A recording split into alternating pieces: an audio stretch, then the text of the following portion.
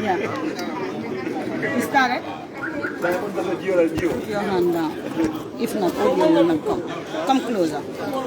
Mbokk yi salaamaaleykum nuyu leen rek yéen ñëpp ku nekk ci sa tur ak sa santa jamono ji nag ñu ngi nii taxaw ci fi nga xam ne mooy bunti Paradise tey nag nanguwul ku Gambian Talents ñu dugga am na ay media house yoo xam ne jox nañ leen ay 4 tags ay media house yoo xam ne oo nañ leen ci suñ kanam ba den ñu ne Gambian Talents du dee cover li nga xam ne moo nekk sports te loolu amut foog naa yéen ñi nga xam ne yéen a ñuy seetaan saa su ne da ngeen ñu dee gis ci lamba yi da ngeen ñu dee gis ci different coverage yoo xam ne mu ngi xew comme ni ngeen ko gisee jamono bi ki nga xam ne moo nekk GFF gars seen président bi woon ñëw na tey moom mooy vow for presidency bu ko defee rek ñu def nii rek dem xool gars yi ma ne ko bu ko defee rek ñu dem xool gars yi gis ngeen ko fu mu nekk nii Kamaso moom it egsi na Kamaso ya nekk noonu si biir li nga xam ne nag moo nekk motoom moom ngeen nekk di seen ki nga xam ne nag moo nekk Kamaso moom ngeen nekk di seen GFF gars seen staff si o seen ñi nga xam ne ñoo war a vote ñoom it dugal si neen jamono ji ñoom ngeen nekk di gis fu mu nekk nii ma ne ko ñoom ngeen nekk di gis ñu ngi fi gis nag dignitaires yu mag a mag a mag wax dëgg neex yàlla salaamaaleykum. waaleykum salaam. tur bi ak nga wax askan bi rek loo fi ñëwal. maa ngi tudd Bakary Diame maa ngi first vice président GFF ñu ngi ñëw si suñu congrès élect baak suñu président bi am nga yaakaar ne dina wén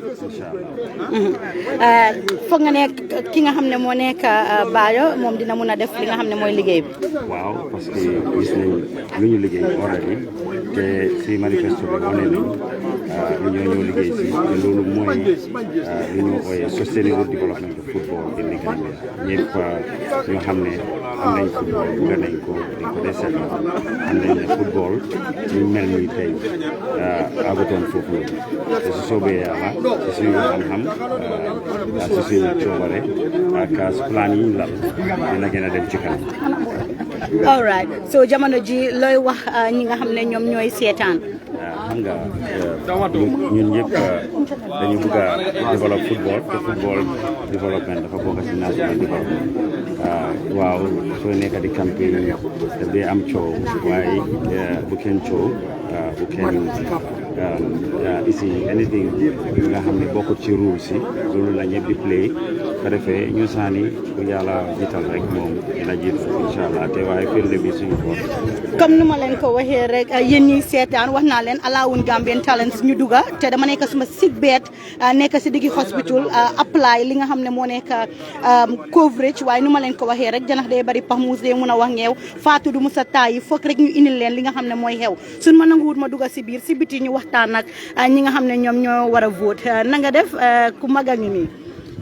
asalaamaaleykum Fatou noo def. maa ngi nii rek ñu laajte la rek loo fay taxawal. waaw ñun man stakeholder la number 1 number 2 my campaign team manager media bu Team Kaba so dama ñëw pour vote si and also eggali suñu liggéey rek. am nga yaakaar ne ki nga xam ne mooy Kaba dina win.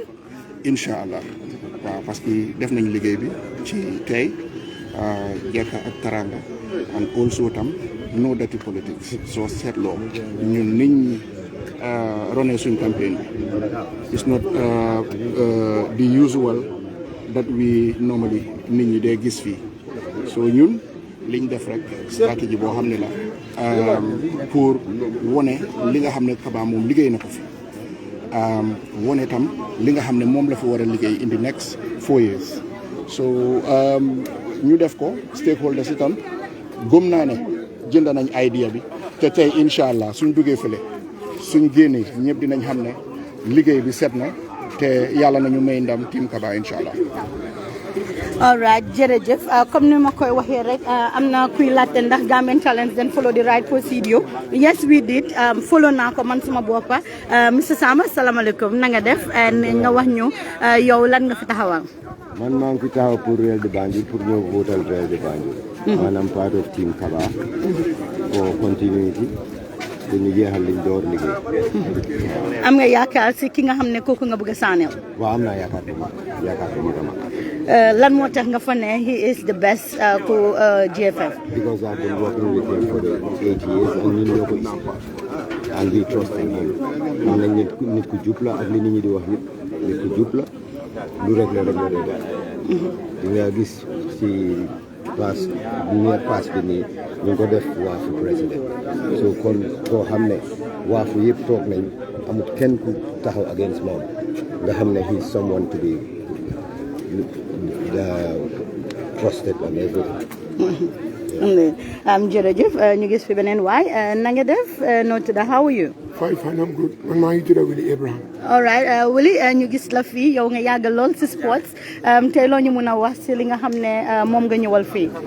dama ñëw pour élection si bu ñëw vote suma right la pour vote pour football maay président ni Real de Banjul then ki ma votal mu win ñu ñibbi.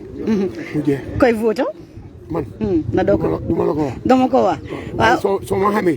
xam nga fan laa bokk. waaw man xam naa fan nga bokk bu baax a baax man maay borom janax day bari pax waaye daal am na ñuy seetaan ñoo xam ne xit na tey mooy seen first time ñu gis la. leeralal gaay rek. non ku nekk si sport. te xam am interest si football. xam na fan laa bokk. kon jeex na. jeex na tax fi ma bokk daal.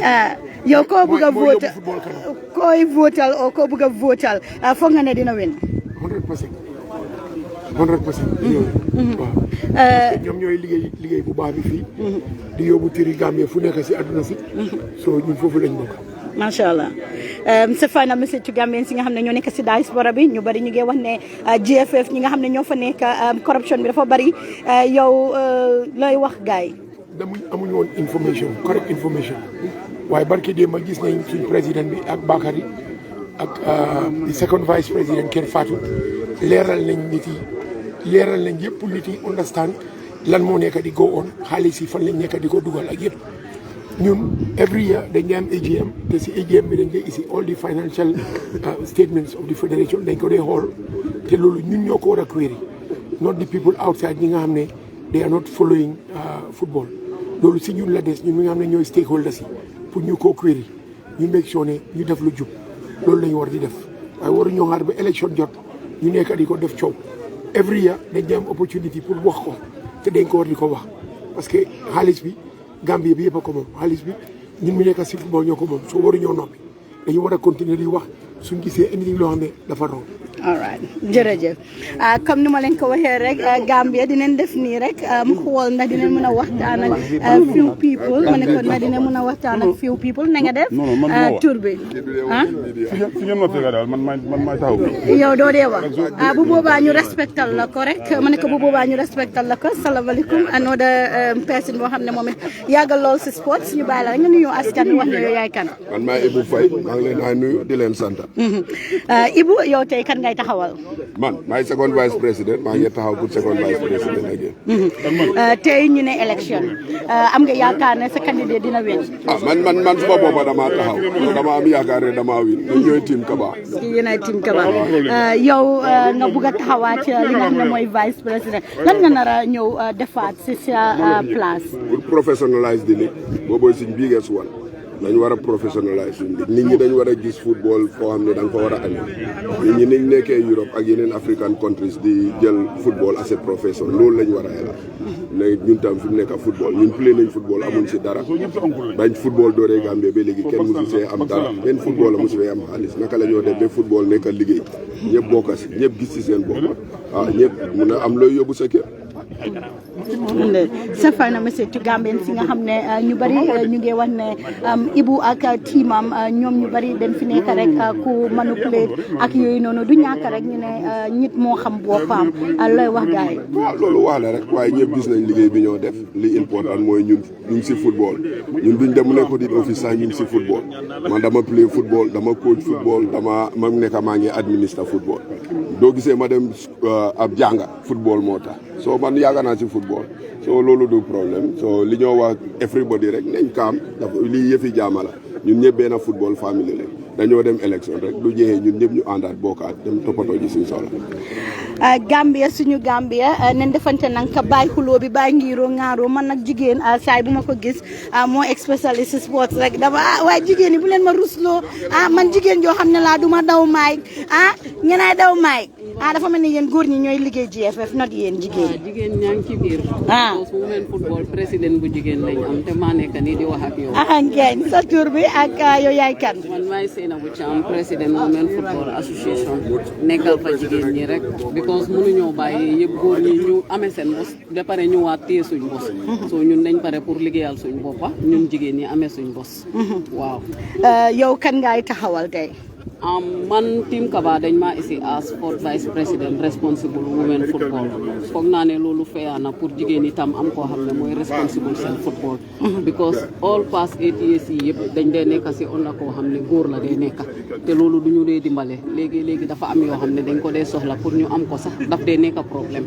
because da nga war a jaar si kii jaar si kii jaar si kii jaar si kii loolu dafa métti ak ñun foog naa ñu am koo xam ne moo fa nekk jigéen di ko fight direct is better jërëjëf comme Gambie nu ma leen ko waxee rek nii rek la ñooy def yéen a ngi noonu di ko gis wax naa leen ko Gambian Talents TV saa su ne du ñuy taayi lépp loo xam ne mu ngi xew fii si seen dëkk di Gambie dinañ leen ko indil duñ mën a nekk nag si biir waaye si biti li nga xam ne mooy nit yi nga xam ne ñoo nekk di ñëw dinañ leen indil gars yi comme ni ma leen ko waxee rek it's Gambia nii rek lam dee demee di nga def lu nekk but ba léegi rek dafa jafe waaye man duma taayi na nga def maa ngi sant yàlla bu baax a baax.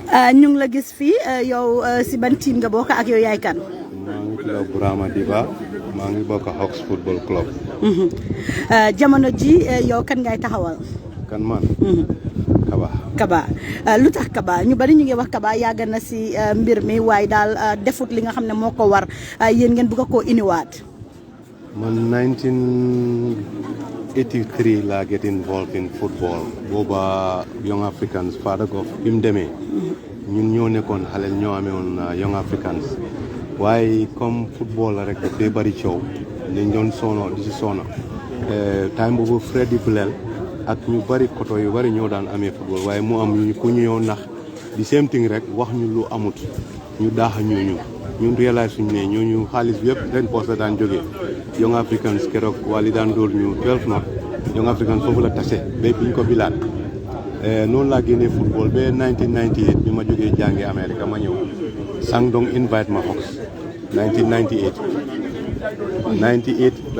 Ibrahima waaye Ousseynou Ndiaye di late Ousseynou Ndiaye di founder of Hawks former managing director of banque bi mooma office mooma personally invite ñu def ma di secretary general of Hawks football club ba eventually man ma hand over to Sadibou Kamacho. macha allah am nga yaakaar ne daal moom daal mu nekk di right candidate. dama seet football bi mu commencé ak ba fuñ toll nii football bi ñun sonn nañ ci def football dafa métti dépassé football ak time bi moo jël football yi Gambia au less nga nekk koo xam ne bokkul léegi ka si bokka rek ngay wax ne football yi Gambia développé ñun time boobu Ousseynou Ndiaye moom kenn moo daan sponsor all 6 teams mooy jënd vest mooy jënd all the gears for all these 6 clubs te Hawks moo nekkoon club am Wally daan everybody moo daan joy national team bi su daan travel Ousseynou Ndiaye moo ko daan fay moo daan def lépp moom kenn all single handedly léegi ñun time boobu bi ma jógee Amérique ñun suñ poste daan leen daan génnee football waaye football alhamdulilah léegi lim tuuti fédération bi li ñu lay jox def ñu dee dimbale ba nga xam ne ci pass ak équipement ak yooyu ñun suñ boobu ku nekk da ngaa dem uti football di jënd bool di jënd football boots ak yooyu ba tey ñu ko def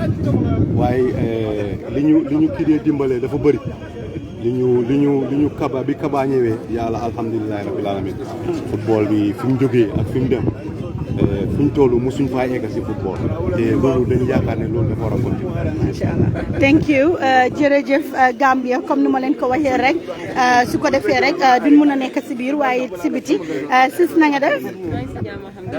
all right sa tur bi Ibrahima. maa ngi tudd Ramu Ndaw. Ramu looy def fii. dama ñëw rek alright am nga yaakaar si li nga xam ne tey mooy sa candidate bi ne dina win. waaw incha allah am nañ ci yaakaar bu baax a baax. alright yow kan ngay taxawal. non si kanam waaw baax na bu boobaa rek ñu respecté la ko nu ma leen ko waxee rek Gambian Talents dem neen ba Sénégal cover li nga xam ne mooy football dem neen si dëkk yu bëree bëri suñ ñu alaawutee si suñu dëkk ñu xam ne rek noonu la dëkk bi mel wax naa leen ko maa ngi si suma sick bed dama call 3 weeks well before this just to ask ndax dineen mën a ñëw lan mooy procédure bi waaye suñu dëkk baa mel noonu moo tax ma ne leen ndax dina dem ndax du dem ngeen leeral ko waaye coverage moom Gambian Talents foog ñu indil leen ko du ndaw na nga def sa tur bi yow tey kan ngay taxawal.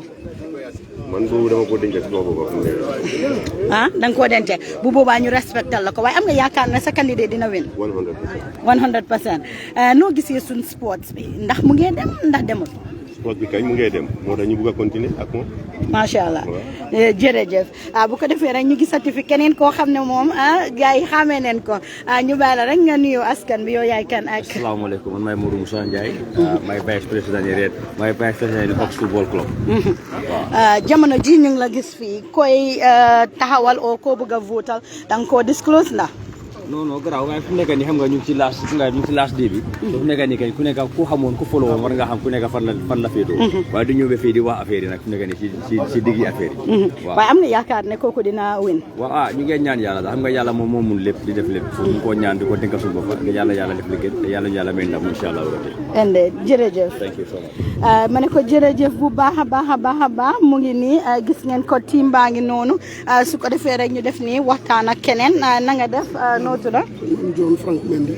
John Frank Mendy loo ñu mun a wax tey lan moo tax nga taxaw fii ak kan nga bëgg a votal su dee da nga koo discuter. élection si gis nañ naka laa demee suy voting moo ñu fi indi soo dinañ dugg a vote suñ candidate. all right so am nga yaakaar ne sa candidate dina win. am naa yaakaar bu baax suma candidate dina win boobu moom amul coow. noo gisee GFF bi mu ngi dem na demul football. bu baax loolu tax ñu bëgg a football the first time ñu dem Cup of Nations ci over 52 years or plus yéen xam ngeen lu tax loolu tax ñu bëgg a continuity te loolu rek mooy indi progress gis nañ suñu néebo fii Sénégal président bi dem na almost mu ngi dem 16 years Kava Kuifa 3 mandates la ñoo wax soo yaakaar naa ne ñun loolu lañ bëgg a pour football continuer jërëjëf. voilà jërëjëf bu ko defee rek mbokk yi dinañ def nii rek parce que ñu ngi gis Kamaso si suba nag defoon naa waxtaan ak moom wax naa leen Fatou Samba du musa stop ak Gambian Talents TV ñu am opportunité bi amoon opportunité bi ku duggal si biir sax still dinañ nekk si biti indil leen li nga xam ne moo nekk di xew na nga def ñu bàyyi la rek nga nuyoo askan bi moo spécialiste fans yi nga xam ne ñu ngi seetaan ñu bari ñu ngi nuyoo. thank you very much kontaan naa pour joxe interview bi. alhamdulilah ñëw nañ fii pour congrès yi GFF election bi ñu ngi xaar accreditation cards yi pour ñu jéem a dugga ba ñu doon am ay texa si suba si nii. texa yu mel naka. well I think réerewul mbir ne GFF executive bi lu ñoo jéem a def rek mooy ne pour jéem a rig election si nii because loolu dafa leer ñun depuis bu ñu dooree suñ campagne bi we embarked on a campaign of decency démba rek there was an audio that leaked where GFF leadership bi dañ invite stakeholders yi dinner di leen jéem a woon ne nañ def ay block voting ay constitutional amendment suñ koo def ñu defee ko nii suñoo toog ñu toogee nii loo xam ne it is against the rules of democracy and natural justice. now ñun moom doomi réew mi lañ te réew bi moo ñu tax a jóg su fekkee ne yow da nga jàpp ne yow da nga am nomba si I think lu war mooy ne ñu dem ñu def elections ku win mu win ku lose mu xam ne moom moo lose. electoral committee bi nag dañu wax ne man mënumaa dugga because ñëw naa fii tey si suba foo naa maa yéen a fi njëkkee ñëw ñu ne electoral committee bi ñoo wax sécurité bi ne man du ma mën a dugga waaye li ma wax sécurité bi ak GFF security officer bi Mr Badji parce que mu ne moom readut constitution bi ma ne ko yow staff nga war nga koo read you cannot enforce something you don't understand if you are a trained security you should understand mu ne moom amul time pour read ko waaye fàttali naa ko nag ne ko ñun ñëpp a fi nekk si dëkk bi nii élection bi tey la dafa passé we have a long road to go ñëw naa fii nag liñ ma wax mooy ne man du ma mën a dugga because electoral committee bi ñoo leen wax loolu waaye electoral committee bi seen mandate si élection si la dooree si élection si la jeexee there's an extraordinary congress boo xam ne mooy dem on nii te boobu noonu président yi GFF bi moo ko preside so naka la electoral committee bi amee doole si loolu noonu they don't have any powers in that So why would the security stop me? Buguñoo am any fracas, and we will try to maintain, decorum, exercise patience, because we are honorable men, we have integrity, and we will protect that. But learn rek lay wax security bi sen bopa ñu bàyyi xel because experience has taught us. Gis nañ 2016 yu fi xewoon yeneen yi di leen wax ne lii lañ leen santa xam nga bu commission ewe laaj nañ la lu tax bañuloo lu tax defuloo nii remind naa ko baaji tey mu ne moom amul time pour read ko dinaa demaat léegi délégué si yëpp fi dinaa demaat ma trayat pour dugga ma seet naa dinañ ma stop because suñ ma stoppee the media is there yéen ñëpp mun ngeen koo cover won the whole world nañu ma stop parce que li xew mooy man up to 28th of July I was the General Secretary of Fox because 28 July boobu si boppam sa sign naa check bi ma fil suma nomination papers yi dafa am portion bu dee wone yow fan nga affiliate ma def ne General Secretary of Fox la bi ma filee nomination papers yooyu noonu ma sen ko si ngoon soosu Lamin Cham of the Standard call me mu ne dafa gis lettre boo xam ne Hawks dañ withdraw suma signature ma ne ko gisuma lettre bi mu ne ma well gis naa ko président yi club bi moo ko sign on the 29th day of July day after bu ma submité suma nomination papers yi ma gis ko si Standard bi ne Hawks dañ withdraw suma signature ma ne still dinaa xaar pour seet na dina am evidence because jotuma lettre waaye li ma ko gën a confirmal mooy dama gis electoral committee bi ñu release the list of nominees for the elections te nominations yi président bi ak general secretary ñoo ko war a sign te man maay general secretary of Hawks because 28 bi si boppam sign naa check maa ngi am evidence of that waaye su fekkee ne Hawks bi withdraw ne suma signature waxuñ ma ko léegi maa ngi gis ne Hawks nominate nañ keneen so be it Hawks ñoom ñoo xam lu tax ñu def loolu noonu loolu xew na man it I felt ne I mean football te maa ngi vie for something and I know all these things are ploys carefully calculated moves to disadvantage me pour bu ma enter hall bi parce que gars yi dañ bëgg a amend constitution bi they want to fiddle with the constitution I attach myself with young Africans ñoo xam ne ñoo ma nominate and they accepted ñu toog meeting gars yi d'accord ne they want me to be the executive member because maa leen daan advice which I have letters to they met on the 2nd they wrote a letter to me and I accepted that letter I have them in record on the 11th day of August ñun ñu binda GFF electoral committee bi pour won leen ne man nag Ousseynou Dabo président bi ñun ñooy délégué ci young Africans electoral committee bi toog ba on the 17th ñu soog ñoo binda ne dañ need proof of loolu ñu bindaat leen on the 18th won leen proof of the letters ak even letter bi ma binda banque bi man pour won leen ne man nekkaatuma signature of Hawks gars yi toogaat ba on the 23rd few days before elections ñu binda ne man the timing of my coming is questionable which I believe is wrong and is all carefully calculated to deprive me from going in because li ñu bëgg a def mooy pour dem foofu noonu fiddle with the constitution and change it te duñ ko allow. so ki nga xam ne mooy Kaba dafa dugga na duggabut. gis nañ ko dugga na ñun ñu ngi gis gars yi ngeen dugga parce que ñoom ñoo xam how they doing this accreditation cards because moo tax ñun suñ duggee dañ war a rectifier lii electoral committee bi waruñ koo xaaw si GFF bi because ñun suñ fa demee jëli ji form sax liñ dee discourse foofu noonu da nga dee dem nga dégg ko si ñun ñeneen ñu dem wax ko ñeneen ñi we te staff yi ñoo fa dee nekk and I have said this man protestation naa loolu sax si chairman of the electoral committee ne general secretary bi dafa war a recuse boppam yes it's captured in the code waaye dafa war a recuse boppam by the simple fact ne he has a vested interest in it like lu ñu dee wax any court boo xam ne dafa am magistrate or judge su magistrate bi nekkee Kanifing he has every right to sit over any case around that jurisdiction waaye su xamee nit wala mu am interest si loolu dafa war a recuse boppam ante general secretary bi ñun gis nañ ko mu ngi campagne mu ngi def lu nekkam ñu ngi toog mu ngi wax ak stakeholders yi di leen jéem a convince so what we said was we didn't say nekku si electoral code what we said he has a vested interest it is only honorable pour mu recuse boppam this I wrote a protest to electoral committee bi reply ne no it is captured in the code I spoke to the chairman after mu ne no ak today loolu la make sure leen ne soo leen di send forms yi mu nekk at the last day which we have done but every info buñ leen jox even list of delegates yi ñoom dañ dee am access ñu dem woon ko ñële pour ñooñu mun a call leen pour naka la gaay xamee yeneen delegates yi because ñun am na yeneen delegates yi xam ne xamuñ leen naka lañ mun a xamee delegates yi pour oo leen yóbbu leen démba si hôtel because loolu lañ def démba si guddi they took the delegates yóbbu leen si hôtel di leen wax ne waaw soo leen demee ñu ameen constitution bi soo leen demee ñu def nii suñ demee ñu def ne le su fekkee ne ñoom dañ góom ne ñiñ fa nekkal yëpp ñu ngi woon si ñoom tey ñun duñ xam lan lañ fa discourse so ñun dañoo ñaax nit yi mooy ne ñu ànd ak suñu xel ak suma support yi nag ñu ànd ak suñu xel because xam naa ne government will have to intervene at some point parce que li gars yi di def is a clear violation of the constitution because that's what they're doing because at no point in time la GFF am record of any officials of any club they don't even know kan mooy kan they don't know officials so for them to say the timing of our letter is questionable I think loolu is at its lowest is under the belt because ñun mënuñ koo comprehend and electoral committee bi dañ war a xam fan la seen mandate start ak fan la seen mandate am right now damaa dem try pour dugga because amendment of the constitution lañ bëgg a def which is the extraordinary general assembly maa ngi dem dugga dinaa try pour duga and I urge you su ma duga make sure you cover it because you have every right to cover it. This is a public space. ñun joxuñu access ku ñu cover li nga xam ne moo nekk election si soo si biir duñ fa mun a cover waaye lépp loo xam ne mu ngi xew outside dinañ try all this while maa ngi follow protocols ku ñu mun a cover but unfortunately mooy loolu ñu ne each media house 2 but maa ngi gis other media house yoo xam ne dem neen ba 4 or 5 but ñun suñ media house ñu ne no to us so we are with no violence liggéey moo ñu tax a jóg dinañ ko ine sa final message.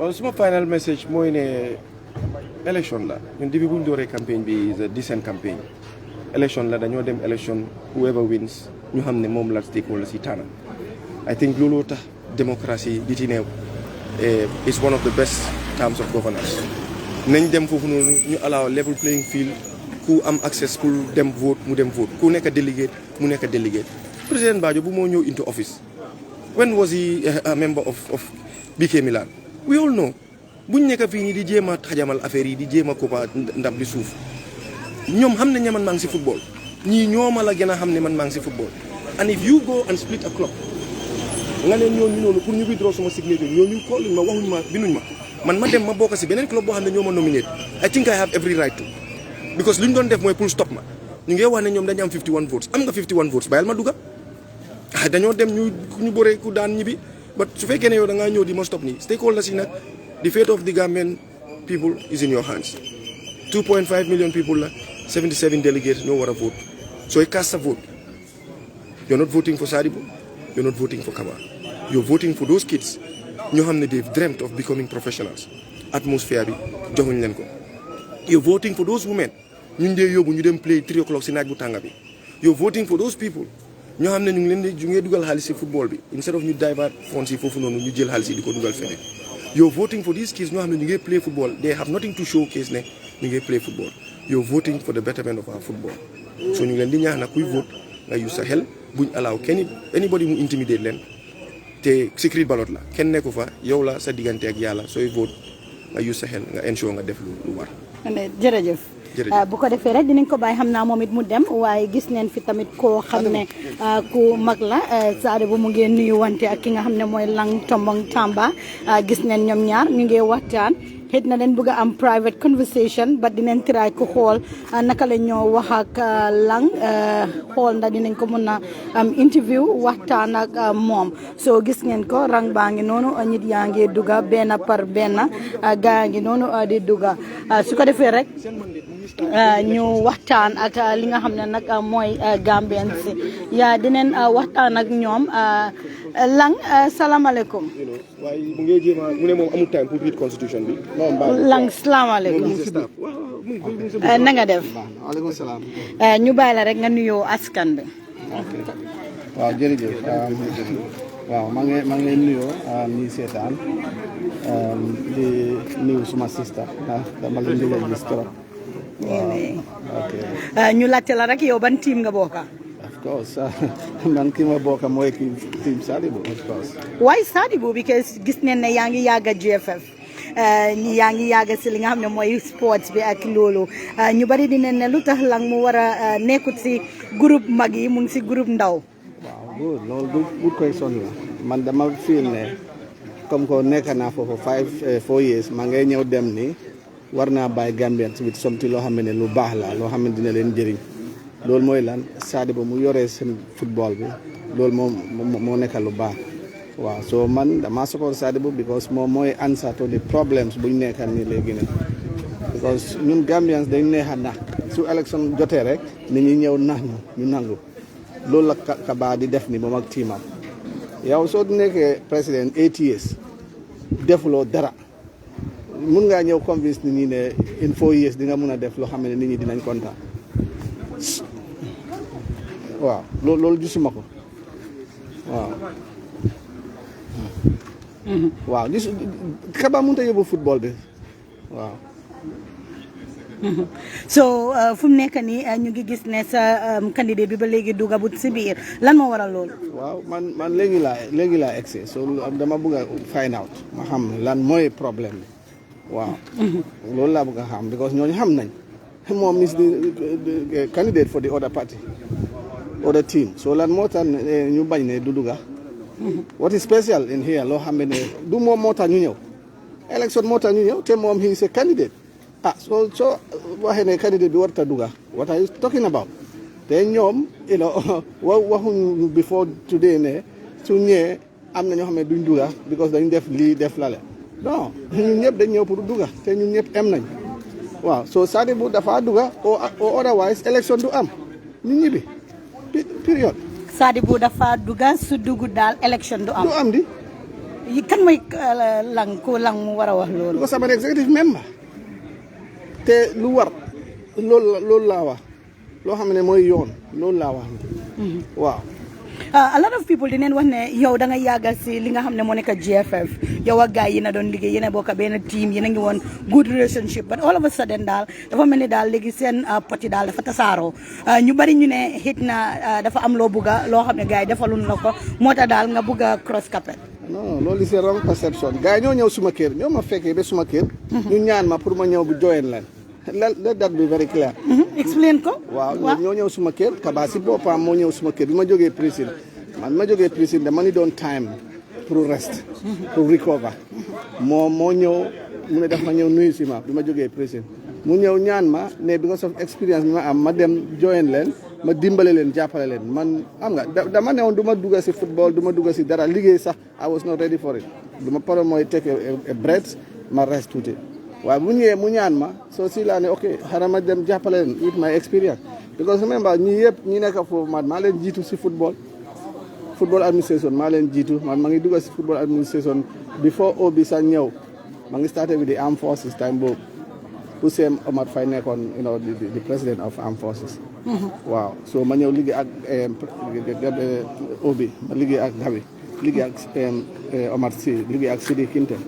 so expérience boobu moo tax gars yi ñëw utali ma du ma join la waaye along the lines nu Kaba doon yóbbuwee mbir mi man neexul ma waaw man ak Sadibou ñun ñoo ko daan wax dëgga ñun dañ ko dee wax dëgga su defee lu wrong we tell him si executive meeting sax we tell him where he is wrong so loolu moo tax moom man ak Sadibou du ñu mus a bugga waaye man wax naa leen depuis last year ne man suma 4 years su jeexee am stepping down boobu awma disappointment from government dama ne suma 4 years su jeexee maa ngay wàcc waaw ma bàyyi ñeneen ñoom tam ñu try loolu mooy yoon Kaba su demee 8 years na step down am ku try tamit ñu set lan la kooku mun simple as that ana moom Kaba bi ma nekkee ak moom State House Kaba xamutoo luy football sax presidential guards man maa amee team bi su ñoo play in Banjul sax nawetaan time boobu Kaba sax du ñëw seetaan du ñëw so bu mu demee ba desperate amut liggéey so si la jóg rek dem dugga Bakau United waaw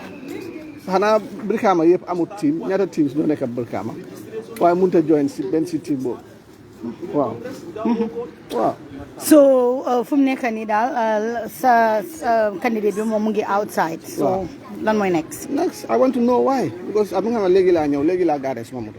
so dama bëgg a xam why lan moo tax waaw so candidate yaa ngi ko tere ne bu mu dugga what are they after lan la gaay bugga kon nañu wax luñ bugga ñun de luñ bugga pare nañ ko waaw.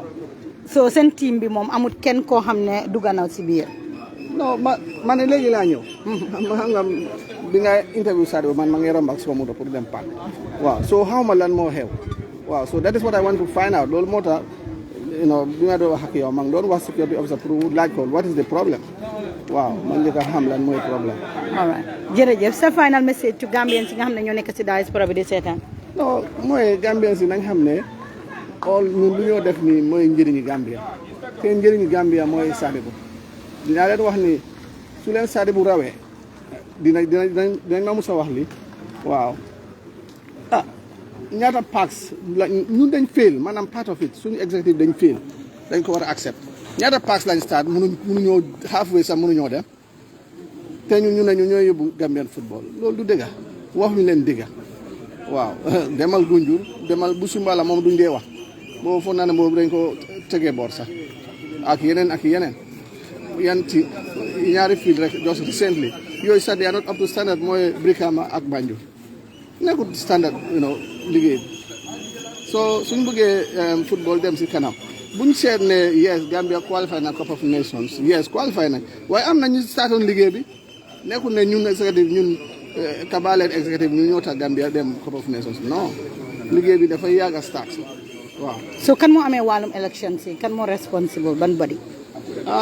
there is what they call independence they call them waaw ñu ne ñoom ñu amee elections waaye independent boo xamee ne before xaw ma démba ñu ne Sadibou qualify si ban receive ñoom ñoo receive nomination papers yu Sadibou close to a month ago they certified ba ñu def publication ne Sadibou ak Kaba ñooy dem election so how can they wait ba day like day 2 days or a day before election rek ñu ne Sadibou qualify based on what you know so ñun bëgg nañ xam loolu waaw nañ def lu correct lu jub we have no problem with that waaw jërëjëf jërëjëf saay boo ko ooyee rek for an interview daf dee allow loolu mu ne ko saay boo ko ooyee interview daf dee allow loolu su ko defee rek ñu fekk fi beneen jigéen boo xam ne moom it dooleem si sports bari na tey yàgg na si lool na nga def noo tudda teel all right Coro lan mooy sa taxawal si li nga xam ne moo nekk GFF yaa man may bokk si team Sadibou man maa nekk second vice president am bi so dañ ñëw fii tey pour business and other history daal laa ko mën a ooyee when it's come to football so loolu moo ma isi fii tey am nga lu tax duga bu leen waaye lu tax dugangul mooy ñu ne dem naa ba si laan bi waaye luñ maa jéem a wax ne mooy du ma délicate si daal so dama xaage élection boo commencé ma doon a dugg as for now I'm not a delegate all right so am nga yaakaar ne yéen daal di ngeen win inshallah we are very positive at the end of the day you will all right jërëjëf appreciate nañ ko bu baax a baax a baax Sadibou mu ngi noonu gis ngeen ko mu ngi noonu di dem moom ak teamam bi bu ko defee rek Gambian Talents TV ñoo leen a indi lépp loo xam ne moo nekk di xew ma ne ko lépp loo xam ne moo nekk di xew moom Sadibou moo leen koo inil ma ne ko moom Sadibou moo leen koo inil Sadibou moo leen nekkal nii right now yéen a ngi seetaan Gambian Talents TV ko yéen a ngi seetaan Gambian Talents TV Sadibou moo nekk nii lang tombong tamba moo nekk noonu si kanamam bugg a dugga ma ne ko yéen a ngi noonu di ko seen lang ngi noonu su ko defee rek ñu seetaan live and direct si lan moo nekk di xew right now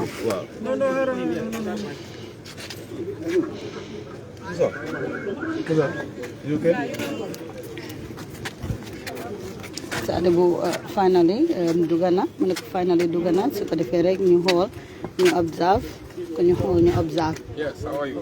You okay? Alhamdulillah. Good to see you.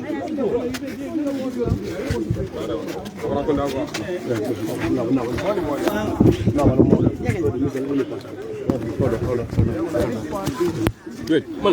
Mane, dafa am lu xew. Ah, easy, huh? Where the constitution is going to be amended. I am a bona fide member of Jonga. When has the GFF ever kept any record of officials of any club?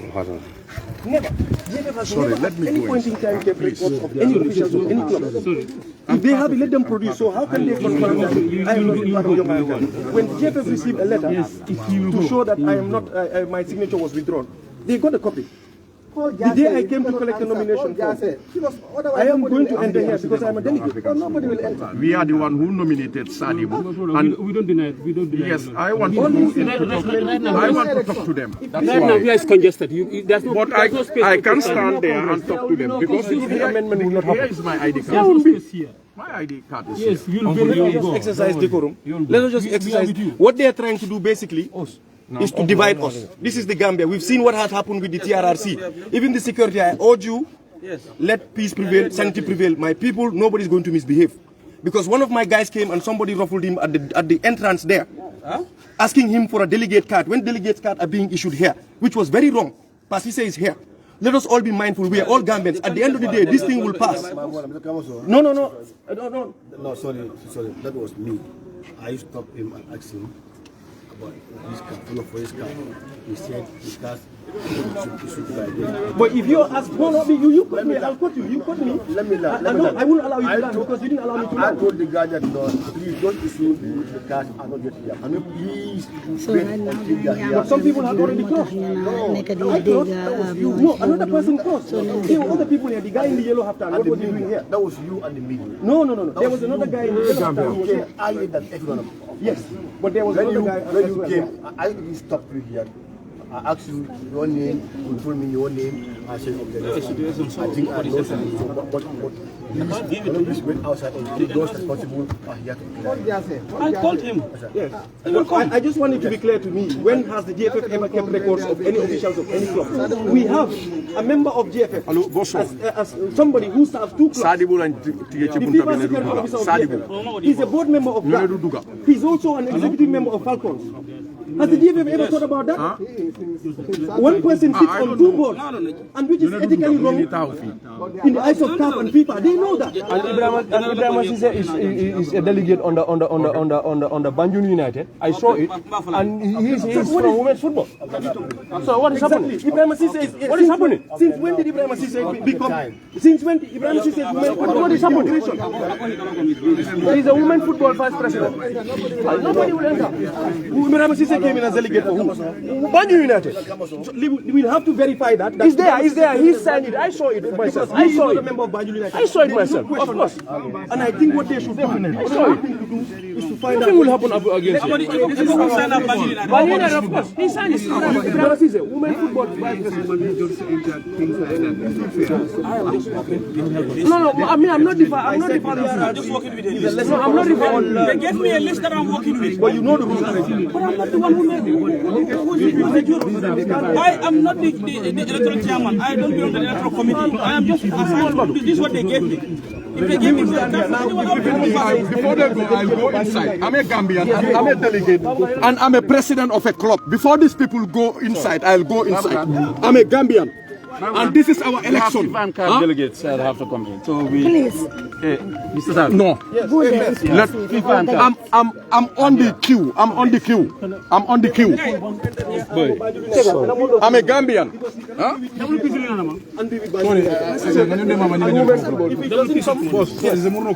If it doesn't, no, I'm sorry, I cannot. Please. Yes. I'm on the queue. Yes, can you find back a bit? You just verify. But these people are from, I'm the president of Young Africans. I'm a delegate. I'm not going out. I'm following my leader. I'm not going out. Please. Stay away from me.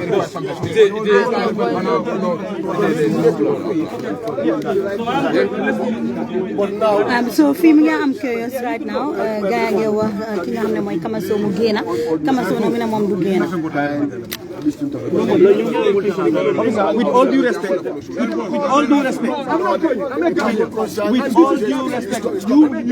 you have enough time because I was here 7:45. First go inside because I'm a Gambian and I'm a delegate and also I'm a president of a club and I'm on the queue. Yes.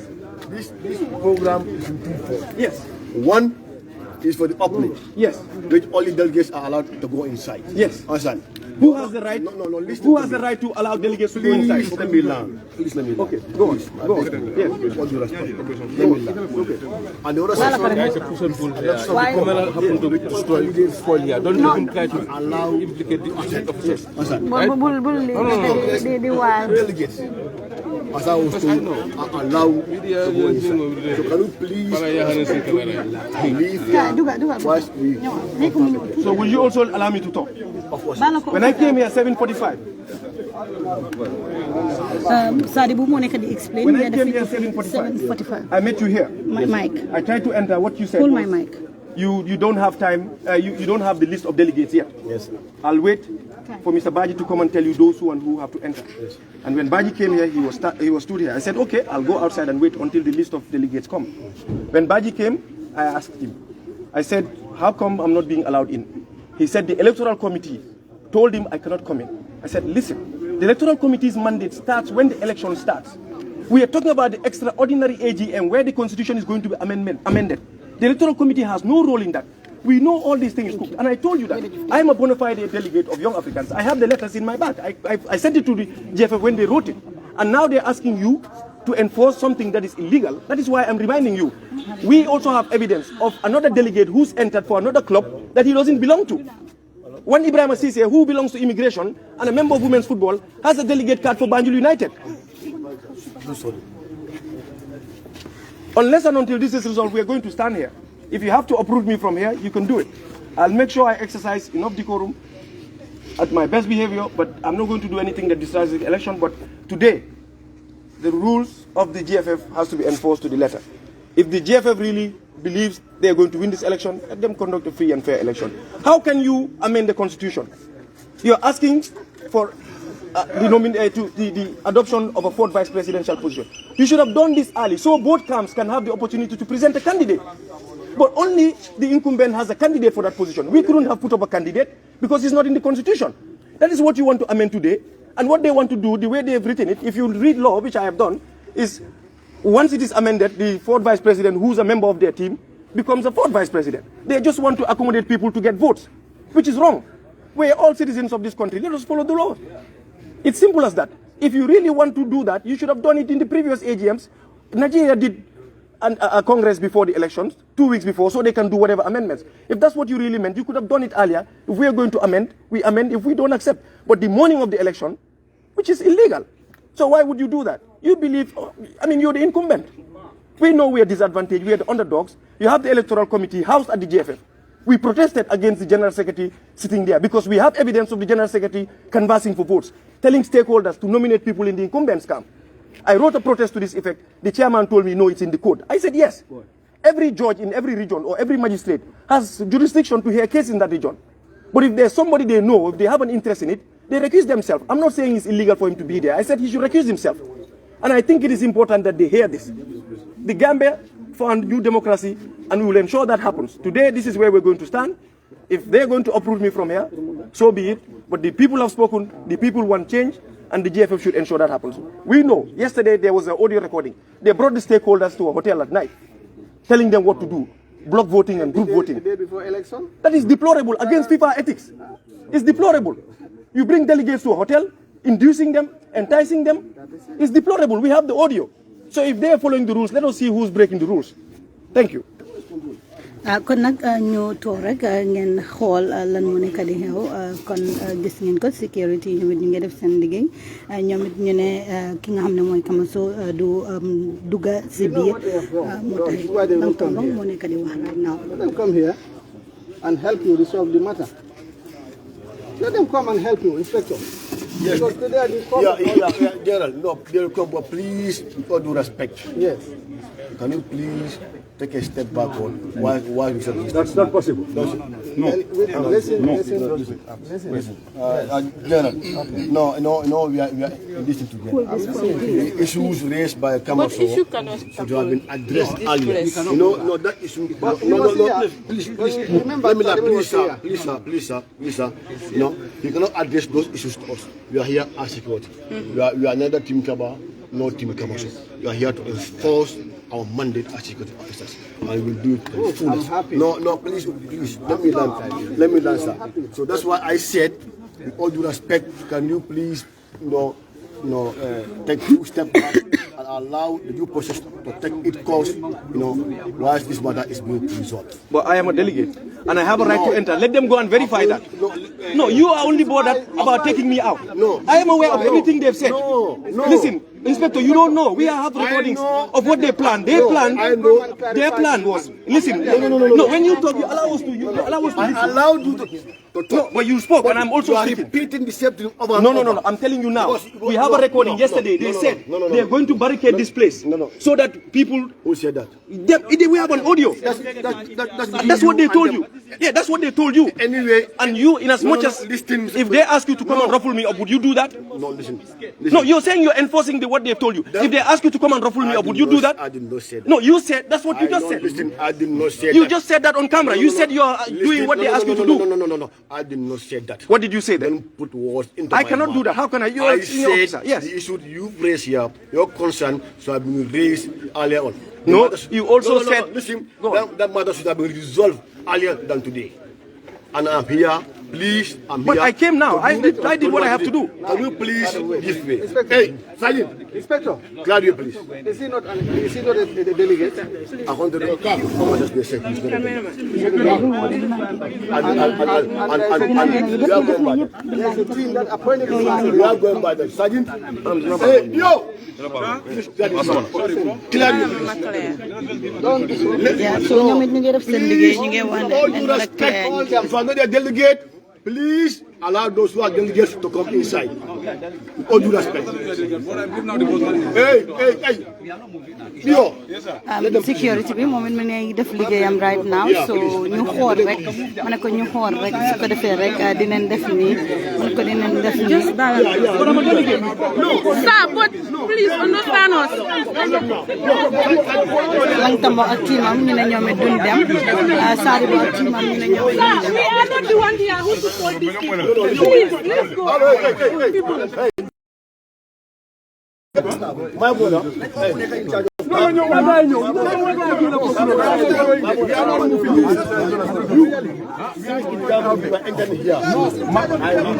Man duma dem de suma right la nekk te suma right door leen ma dee na yoon ma waaw fii lay taxaw I'm not going for me I'm not going where am I I'm not going really I'm not if you want to beat me to there I'm not going and I'm in front of you I'm not going I'm not really take me out we are not going No, we will not carry you. Sadibou mu ne moom daal dañ koo ekkati waaye moom du dem.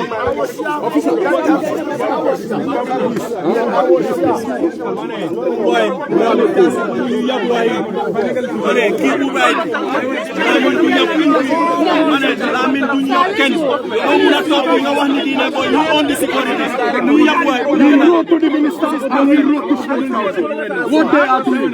We wrote them. But we are not going anywhere. We are not going. Even an inch I'm not going. No, you don't push. No, don't try even the post. This is a peaceful Congress and don't even try the post. Let them not go. You get the meaning and you get this is true. No, he is not going anywhere. We are not going. He is not going anywhere. Definitely, We are not going. we are going in. Never go. We are going. Let us wrote to them and they don't We are going in. anywhere. We are going in. Is there any data that shows you that? No money, definitely. Do them there. Legi daal door leen ñu dee benn yoon. Waaw. Legi daal rey leen. Waaw. Sadibou mu ngi paper sami document sami ngeen a gis nii mu ne ko document sami ngeen a gis right now. I wonder why I brought all my evidence as to why Evidence sami la I'm a delegate. moom Sadibou. Here on Young Africans letterhead that I'm a delegate. This is a letter that I withdrew my signature. This is a letter that show that I am. So I want to know, this is a letter that Young Africans has written to invite me as a delegate. So now everything is here for the president.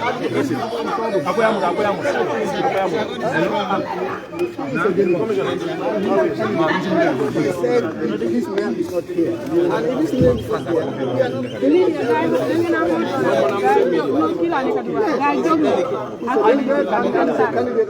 here, we are No, you have to attend this. They give you time. And those people are they go. No, they don't go.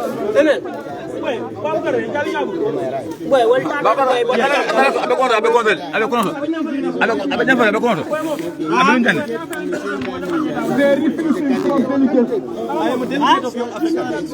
I'm the president of Young Africans. We are the one who nominated you. Yes. ML. Okay. Who said, hey, No, bossam la kii moo ko ko jox.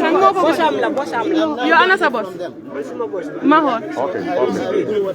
This is a letter that we have written. Young Africans. It's the letter code. These people are not. You see the procedures, right? You come through the procedure. Now why you are doing this? Why you are doing this? Stop this. All right, then let him come and do his job. Okay? Am I not doing my job? Yes, I know you are doing your job. Now? That's why And you know that by the time you are entering, you don't enter like this. So don't do that. all right, you're right. You are right now. You are right.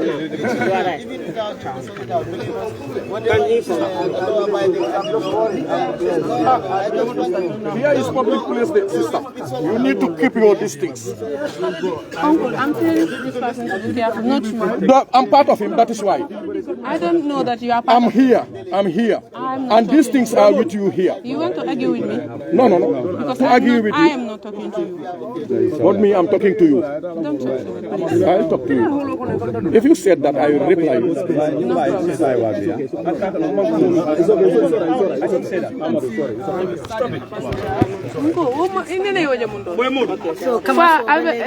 mu ngi taxaw gis ngeen ko am na beneen security bu ñëw kooku tamit mu ngi xool lan moo nekk di go on so as of now nanga woogul ba léegi mu dugg ci biir.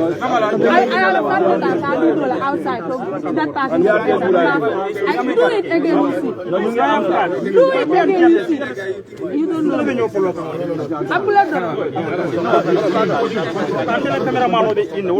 He's part of them. Bring your card here. You will go with your card outside.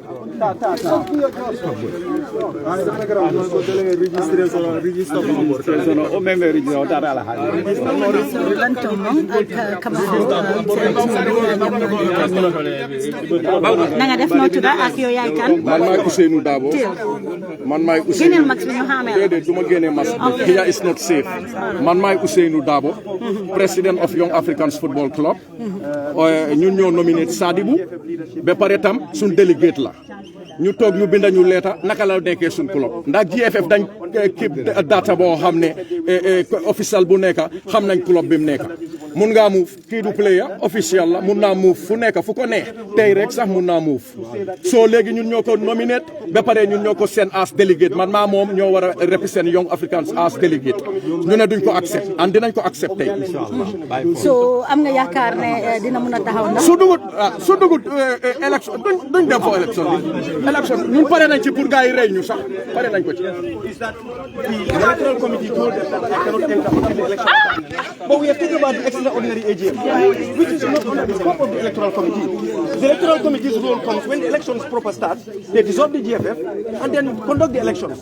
But they are not in any position to bar me from coming in at a time when the GFF president is there to preside over the amendment of a constitution. Amendment of a constitution where he wants to bring in a fourth vice presidential candidate on a field that is not level. Because if you want to do that, you should have done that earlier so both camps can present a candidate for that position.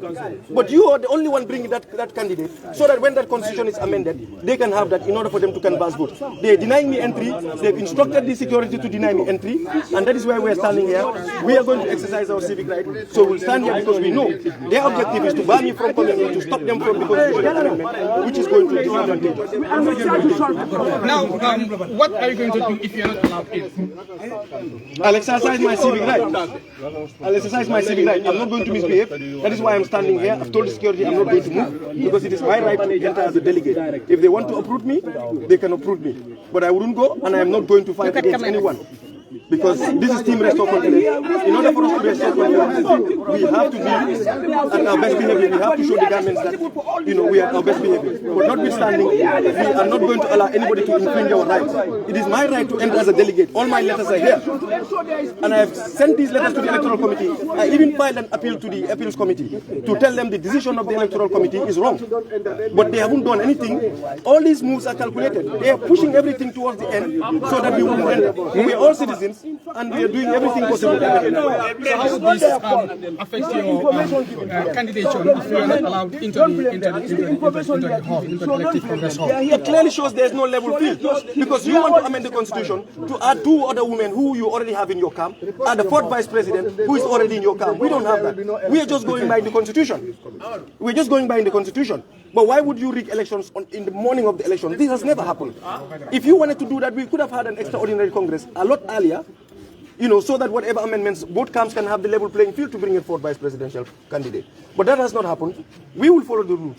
The commissioner has collected the letter that Young Africans had written to the GFF Electoral Committee to show that I'm a delegate. He's going to confirm that. And we will stand there and wait. We want the whole world to know this is what is happening. The beauty of democracy is, everybody can give it your best shot. And that is why we filled in our candidate to stand for elections. If the incumbent really feels he has the numbers as he proposed, let him do it. We have an audio recording that the president assembled all these delegates last night in a hotel. The eve of the election, telling them what to do, that they should come in and vote in block, sit in one group, which has never happened. They know I know all those things. And if I go there, I'll raise the red flag. That is why they're barring me from coming in. And this is a time that we are talking about constitutional amendments. What has the chairman, Sekou Jaju, got to do with constitutional amendments? He doesn't even have the right to sit there. His right starts when the election proper starts. We sit, he dissolves the executive, he conducts the election, then we move. All right, Sadu, we have to hold it there for now. We have General Lantombon Tamba standing side by side with Sadibu. General, are you also prevented from going in? I am not. What I am after. I want Kaba is going to win. If they have a fair play, that's what I'm after. So either there is fair play or there is no election. Sadibu is a member of Talibu United. Exactly. Yes. So why are they refusing him to enter? He's supposed to attend this extraordinary general meeting. The session that they are about to start, Sadibu is a member of that session as well. Now Sadibu is here. It's very simple. Either he goes in or no election, because he's representing a club. Or no election. This is our position. Simple as that. With this reaction, are you confident? We also have Talindi United representative here, who is also seemingly protesting. I cannot say anything about that. My good friend, their role has not started yet. So they cannot stop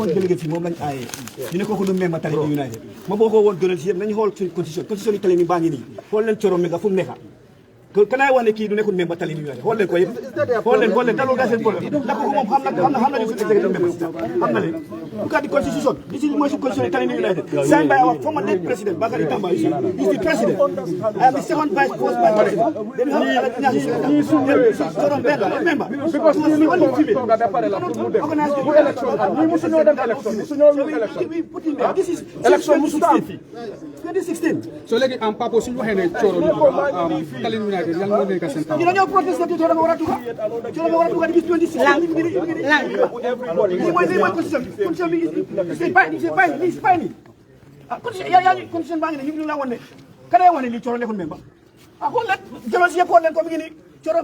Ibrahim Cissé of immigration Mungi Duga as a delegate for Banjul United. Ibrahim Cissé of immigration Mungi Duga as a delegate for Banjul United.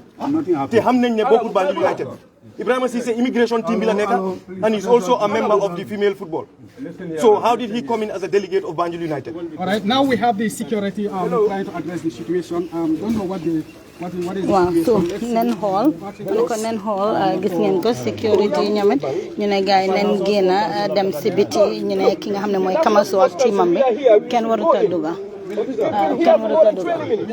the National Sports Council officials who have been stopped at the gate. National Sports Council ñu nekk na because they have why are stopped? They are using the bus at the gate. No, what happened? Let them give. But we are supposed to go inside.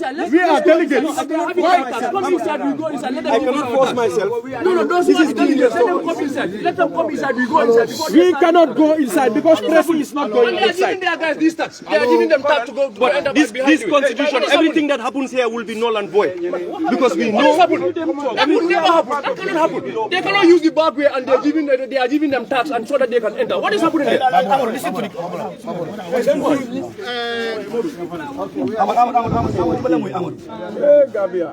Hello. Media kan ñi nga xamne ñoo nekk GFF guys and officials sport council rather ñom seen bopp sax nekkul di leen allow ñu ñom ñu ci biti ñu ngi taxaw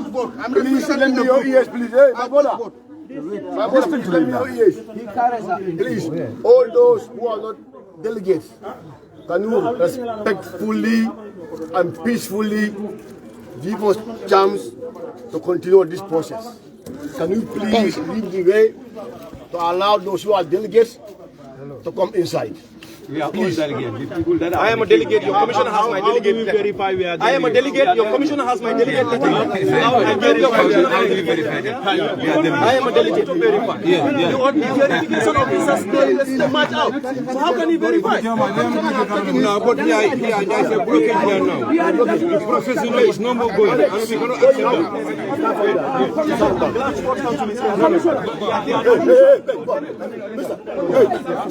Push as you can see. But we are the person responsible. Sister,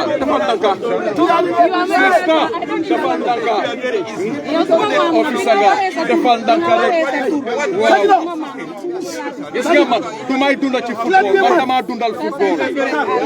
Wow, definitely. Daf la ornela. So gisee ma taxaw fi di werante di wax. It's my right. Yeah, it's my right.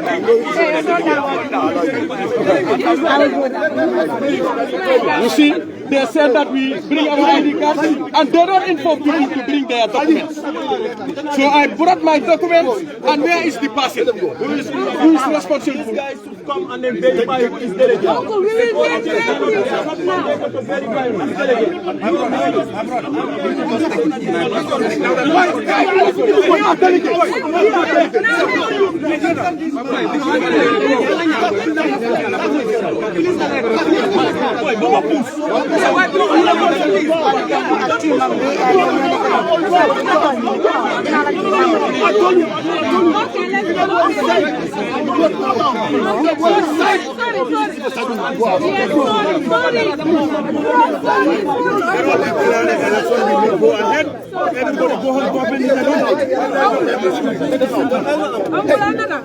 Wait, maa ngi amee suma ID delegate la nañ ñëw ñu joxe forme si ma gaay ñëw da leen oo gaay ñu ñëw ñu joxe delegate card non dama kiw ba egsi fii hey kay ma wala fii Gambia la keneen du jógee outside why see you take me out forward if you want you beat me now kill me if you I'm a president of Young Africa they don't deny me my right it's my right where is my ID card where is my I'm on the queue I'm on the queue please kill me if you want to kill me I'm not going nowhere if you want to kill me I'm not going I'm not going come on I'm a delegate leave me officer I'm a delegate this is my right no it's my right I'm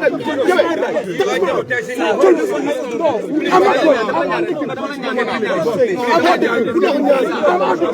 hey reality why he take me out where is my ID I'm a Gambian I'm also the president of the club I'm the president don't hold me like that make me I'm not going anywhere if you want to kill me take him out why take him out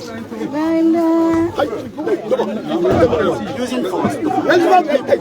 They are using force now, pushing them out, taking them out.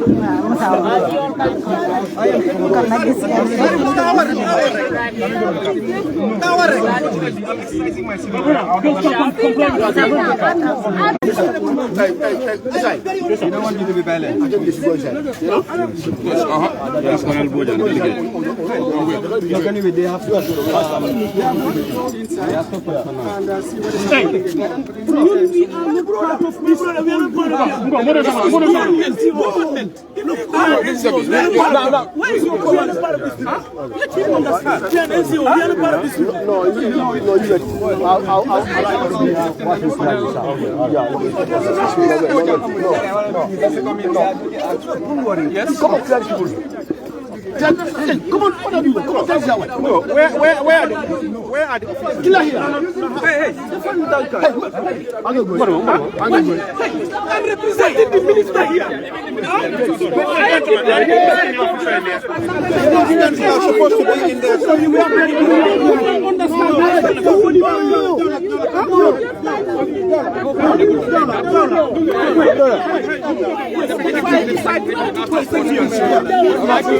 Hey, my brother, come on, let them leave here. Let them leave here. No, advance, Let them leave here. Let them leave here. Follow them. Let them leave here. den am ko génn fii yëpp la gaay am ko génn fii la gaay am ko génn taxawaat gis ngeen gaay